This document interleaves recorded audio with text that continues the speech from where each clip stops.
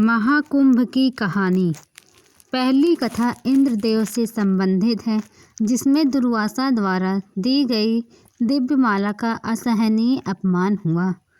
इंद्रदेव ने उस माला को ऐरावत के मस्तक पर रख दिया और ऐरावत ने उसे खींचकर नीचे पैरों से कुचल दिया। दुर्वासा ने फलतः भयंकर श्राप दिया, जिसके कारण सारे संसार में हाहाकार मच गया।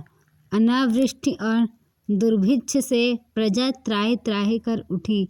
नारायण की कृपा से समुद्र मंथन की प्रक्रिया द्वारा लक्ष्मी प्रकट हुई, जिससे वृष्टि होने लगी और कृषक वर्ग का कष्ट कट गया। अमृत पान से वंचित असुरों ने कुंभ को नागलोक में छिपा दिया, जहाँ से गरुड़ ने उसका उद्धार किया और उसी संदर्भ में क्षीर सागर तक पहुँचने से पूर्व जिन स्थानों पर उन्होंने कलश रखा, वे ही कुंभ स्थलों के रूप में प्रसिद्ध हुए। दूसरी कथा प्रजापति कश्यप की दो पत्नियों के सौतियाडाह से संबंधित है।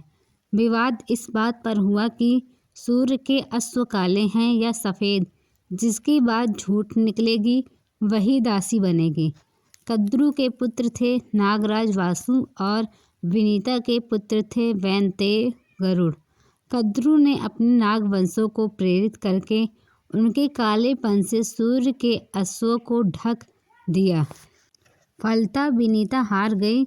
दासी के रूप में अपने को असहाय संकट से छुड़ाने के लिए विनीता ने अपने पुत्र गरुड़ से कहा, तो उन्होंने पूछा कि ऐसा कैसे हो सकता है। कद्रु ने शर्त रखी कि नागलोक से वासुकी रक्षित अमृत कुंभ जब भी कोई ला देगा, मैं उसे दासत्व से मुक्ति दे दूंगी। विनीता ने अपने पुत्र गरुड़ को यह दायित्व सौंपा, जिसमें वे सफल रहे। गरुड़ अमृत कलश को लेकर भूलोक होते हुए अपने पिता कश्यप मुनि के उत्तराखंड में गंधमादन पर्वत पर स्थित आश्रम के लिए चल पड़े। उधर वासुकी ने इंद्रदेव को सूचना दे दी।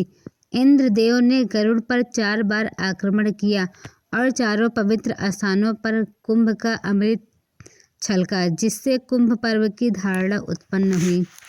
तीसरी पौराणिक कथा के अनुसार जब देवताओं और असुरों के बीच समुद्र मंथन हुआ था, तब समुद्र मंथन के दौरान भगवान धन्वंतरी अमृत कुंभ यानी कलश लेकर प्रकट हुए। देवताओं के संकेत पर इंद्रपुत्र जयंत अमृत से भरा कलश लेकर भागने लगे और असुर जयंत के पीछे भागने लगे। अमृत कलश की प्राप्ति के लिए देवताओं और दैत्यों के बीच 12 दिन तक भयंकर युद्ध हुआ। माना जाता है कि देवताओं का एक दिन मनुष्यों के 12 वर्षों के बराबर होता है। इस युद्ध के दौरान जिन जिन स्थानों पर कलश से अमृत की बूंदें गिरी थी, वहाँ कुंभ मेला लगता है।